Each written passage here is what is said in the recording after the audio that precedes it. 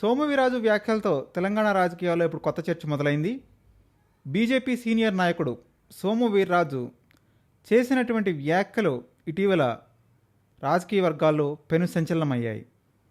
Bharatiya Janata party ఎవరితోనైనా రాజకీయ అవసరాల మేరకు పొత్తులు పెట్టుకోవచ్చుంది అనేటువంటి విషయాన్ని చెప్తూ, అవసరమైతే హైదరాబాద్లో ఎంఐఎం అధినేత అసదుద్దీన్ ఓవైసీతో కూడా పొత్తు పెట్టుకునే అవకాశం ఉందని ఆయన వ్యాఖ్యానించారు.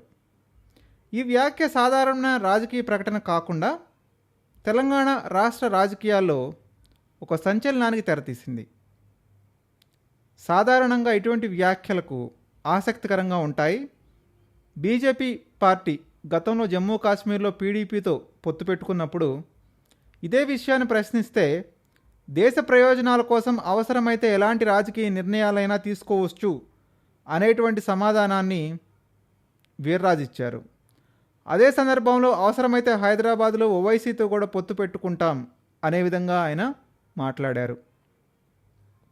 అయితే ఇక్కడ వస్తున్నటువంటి ప్రధాన సమస్య ఏంటంటే, ప్రత్యేకంగా హైదరాబాద్ని ఎందుకు ప్రస్తావించారు? తెలంగాణలో త్వరలో జీహెచ్ఎంసీ ఎన్నికల నేపథ్యంలో ఈ వ్యాఖ్యకు మరింత ప్రాధాన్యం సంతరించుకుంది. ముఖ్యంగా ఈ అంశంపై స్పందించాలి అని కోరినప్పుడు దేశ ప్రయోజనాలు అనేటువంటి వివరణ అర్థం కాలేదు. రాజకీయాల్లో పొత్తులు సాధారణంగా ఎన్నికల అవసరాల కోసం, అధికారిక సమీకరణాల కోసం జరుగుతూ ఉంటాయి.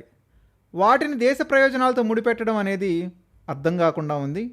దేశ ప్రయోజనాల కోసం రాజకీయ పార్టీలు కలిసి పనిచేయవచ్చు, కానీ పొత్తులు మాత్రం రాజకీయ లక్ష్యాలకే సంబంధించినవి.